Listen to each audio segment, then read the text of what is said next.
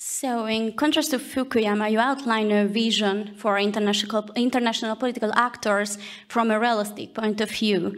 Let's take a specific case study, the specific case study of the Russia-Ukraine war. So you claim that the West wants to bring Russia to its knees on economic grounds. However, Russia's fundamental strategic interests are being harmed rather than its economic ones.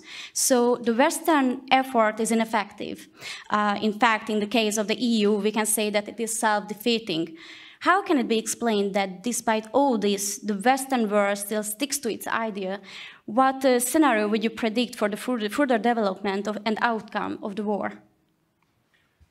Well, with regard to the Ukraine crisis, which I believe was largely a result of NATO expansion, not just NATO expansion, also EU expansion and the color revolution. The overall goal of the West, and here we're talking mainly about the United States, was to turn Ukraine into a liberal democracy. This is what the Orange Revolution was all about, that was pro-West, to integrate it into the European Union and to integrate it into NATO. That was the three-pronged strategy. This is liberal hegemony. It's very important to understand that up until 2014, when the Ukraine crisis broke out, NATO expansion into Ukraine was not aimed at containing Russia. We did not think Russia was a threat until 2014. Very important to understand that. Vladimir Putin was invited to the Bucharest NATO summit in April 2008 because he was considered to be a friend of NATO. He was not seen as an adversary. The reason that we thought we could shove NATO expansion into Ukraine down the Russians' throats was because we thought they were so weak.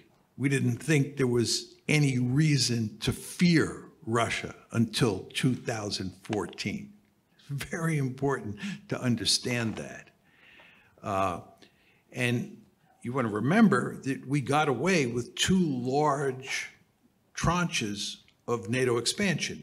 The first was in 1999, which brought Hungary into NATO. And the second big tranche was in 2004, which brought countries like Romania and the Baltic states, Slovenia, and some others into NATO. And we thought we could do that again. There could be a third tranche. And the first tranche that involved Hungary, the second tranche which involved Romania, those were not designed to contain a Russian threat, because there was no Russian threat in our minds. This was liberal hegemony at play. The idea here was to make Western Europe and Eastern Europe part of a seamless web of liberal democracies that were deeply committed to capitalism and to peace. But this all fell apart in 2014, February 22nd, 2014, when a major crisis broke out in Ukraine. And the end result of that, of course, was that the Russians took Crimea, and a civil war broke out in the Donbass that the Russians got involved in. At that point in time, Western thinking, I'm talking here mainly about the United States again, our thinking about Russia changed. That's when we decided that Vladimir Putin was an aggressor, that Russia was a threat, and that we had to contain Russia. But to contain Russia, we still wanted to bring Ukraine into NATO. We did not abandon the 2008 decision to bring Ukraine into NATO. Therefore, after the crisis broke out in 2014, we started training large numbers of Ukrainians to fight against the Russians in the Donbass. We began arming the Ukrainians after 2017. So we were training them, arming them, giving them intelligence, helping them plan their military operations. And what was happening here, it's very important to understand this, is that Ukraine was becoming a de facto member of NATO. It was not becoming an official member of NATO, although we remained firmly committed to making Ukraine a de jure member of NATO, especially after the Biden administration came to power in January 2021. We remain firmly committed to making it a de jure member of the alliance, as we said we would back in April 2008. But more importantly, it was becoming a de facto member. You know that today, President Zelensky and his defense minister both explicitly refer to Ukraine as a de facto member of NATO. That's no accident. One of the principal reasons that the Ukrainians have fought so well against the Russians is because we helped train them and arm them so well. It's very important to understand that. So what you see was happening here is that when the crisis broke out in 2014, and we finally realized that the Russians were serious about not allowing Ukraine to become a Western bulwark on their border, we did not back off. We did not back off. What we did was we doubled down. And of course, the Russians, over the course of 2021, made it clear that the situation was getting out of control, that Ukraine was becoming so thoroughly integrated into NATO that it was a serious threat. So on December 17th, 2041, the Russians sent one letter to Jens Stoltenberg and another letter to Joe Biden saying, this has to stop. You have to tell us in writing that Ukraine will not become part of NATO. And then they had another set of demands that they put in writing as well. The United States said, we're not making any concessions here. In January of 2022, Secretary of State Blinken said, we are making no concessions to your requests in the December 17th, 2021 letter. And what happened then was that on February 24th, the war started. And when the war first started, almost everybody I know believed that the Ukrainians were going to be defeated. But pretty quickly, the Ukrainians made it clear that they were going to stand up to the Russians, and they could do a pretty formidable job of fighting against the Russians. So the Americans and their allies in the West began to think that maybe the Ukrainians could defeat the Russians in Ukraine. And furthermore, with their really potent economic sanctions on Russia, we could do serious damage to the Russian economy. That's what we began to think.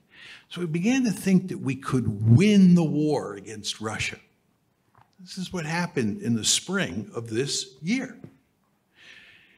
And up to today, we still think there is a good chance we can win the war if we can continue to back the Ukrainians with training, with armaments, with intelligence, and with assistance in the planning process. So to answer your question, the reason that we have not backed off, even though it's clear that Europe is being badly hurt by the sanctions and by the war in Ukraine more generally, the reason we have not backed off is we're in a sense doubling down again. There's nothing new here. We're continuing on the same path that we have been on since April 2008, when we said that Ukraine and Georgia would become members of NATO. We have never backed off.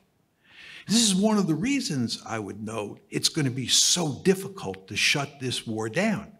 The Americans, and of course the Ukrainians, are committed to winning. And needless to say, the Russians are committed to winning. And there's no way we can win and the Ukrainians can win on one hand and the Russians can win on the other hand.